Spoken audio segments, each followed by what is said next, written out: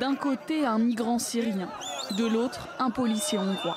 Le face-à-face ne dure que quelques secondes, mais la tension est palpable. L'évacuation de la principale gare de Budapest intervient alors que quelques 500 migrants essayent, dans le chaos, de monter à bord du dernier train qui devait partir pour l'Allemagne.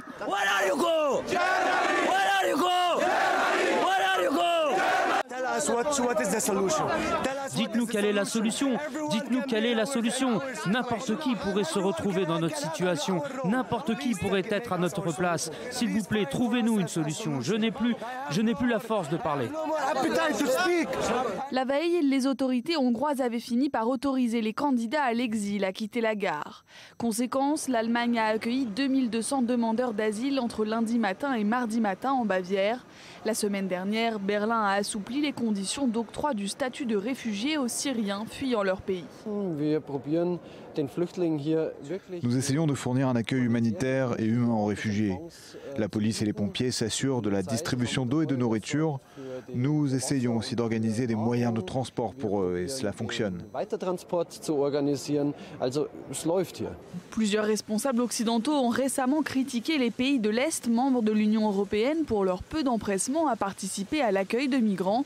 En pointe sur le dossier de la crise ces derniers temps, Angela Merkel a appelé une nouvelle fois à la mise en place de quotas d'accueil par pays européen pour les migrants qui arrivent en Europe, une idée rejetée par de nombreux États. L'Allemagne s'attend à recevoir 800 000 demandes d'asile cette année, 4 fois plus qu'en 2014.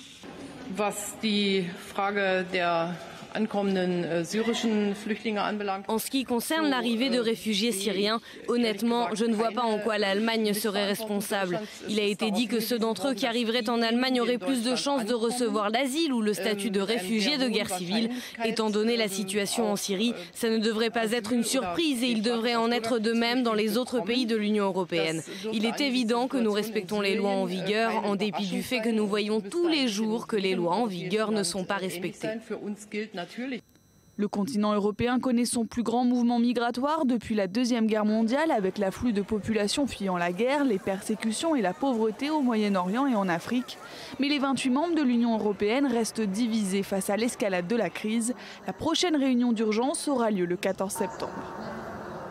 Alors pour essayer de mieux appréhender ce phénomène sans précédent et de grande ampleur, on va prendre un peu de recul et on va accueillir en direct depuis la prestigieuse université de Yale aux États-Unis où vous êtes enseignant. Bonsoir Patrick Veil, spécialiste de l'immigration, historien. Vous avez écrit le livre Le sens de la République, publié chez Grasset, où il est question justement d'intégration, d'immigration.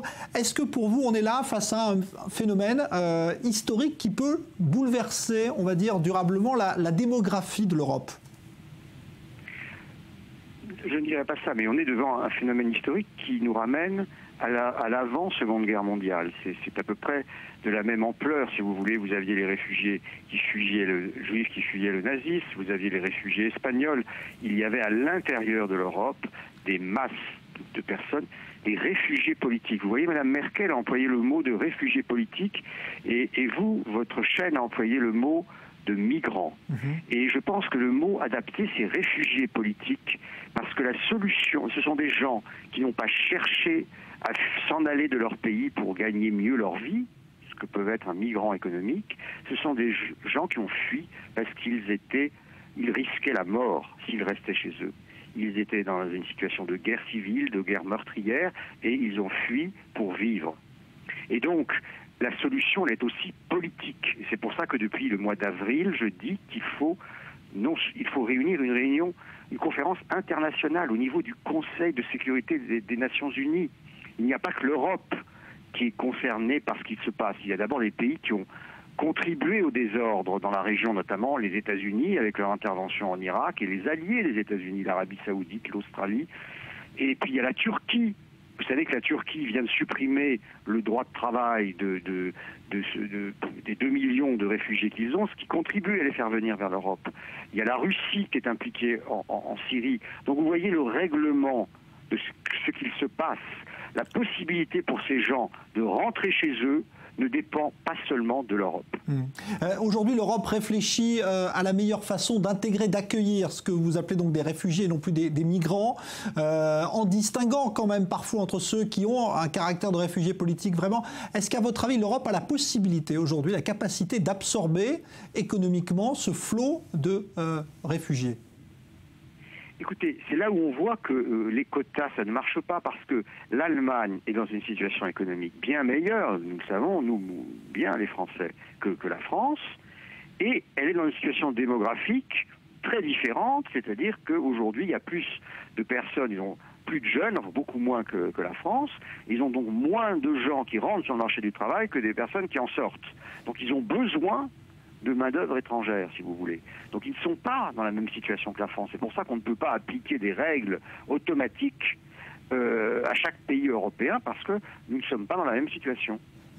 Patrick Weil, si on regarde ce qui s'est passé historiquement, vous faisiez référence à l'avant-Seconde Guerre mondiale, ces phénomènes ont bouleversé politiquement le continent européen. Est-ce que ça peut être le cas, là aussi? Est-ce qu'il y a un risque, justement, que cela, par exemple, fasse monter les extrêmes dans plusieurs pays, et par exemple la France? Écoutez, pour l'instant, la France, on ne peut pas dire que nous avons eu moins de demandeurs d'asile en 2014, alors que l'Allemagne en a eu plus de 100% de plus, nous en avons eu moins qu'en 2013. Bon, moi je crois que ce que ça montre, c'est surtout que l'Europe ne va pas bien.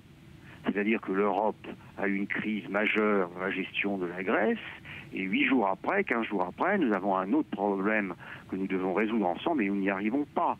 Donc l'Europe, si vous voulez, est un nain politique. Elle n'est pas présente en tant que telle au Conseil de sécurité. Et la France, qui pourrait être là, qui pourrait être en tout cas là politiquement, puisqu'il s'agit de réfugiés politiques et puisqu'il s'agit d'une crise politique, nous avons un siège au Conseil de sécurité et je me demande ce que M. Hollande et M. Fabius font depuis avril pour que cette affaire soit traitée maintenant au plan international. Est-ce que les Américains veulent être impliqués dans cette affaire, à votre avis, Patrick Weil? Mais justement parce qu'ils ont une responsabilité, il faut que nous les impliquions et on ne va pas attendre leur autorisation pour leur demander de s'impliquer. C'est là où je vous dis qu'on est des nains. Il faut qu'on prenne la parole et qu'on dise aux Américains, vous avez pris 1300 Syriens depuis 4 ans, c'est une honte, vous nous donnez des leçons à nous Européens de ce qu'il faudrait faire, mais faites les choses avec nous. Nous avons beaucoup moins contribué que vous à la situation qui prévaut aujourd'hui dans la région. Donc si vous voulez, c'est là où je suis un peu en colère, en quelque sorte, devant la passivité politique de nos dirigeants. Et donc, vous préconisez donc la saisine du Conseil de sécurité de l'ONU. Merci, Patrick Weil. Demandé par la France, qui a un siège permanent au Conseil de sécurité. Merci, Patrick Weil. Je rappelle donc le titre de votre ouvrage, Le sens de la République, publié chez Grasset, où il est question justement d'intégration, d'immigration.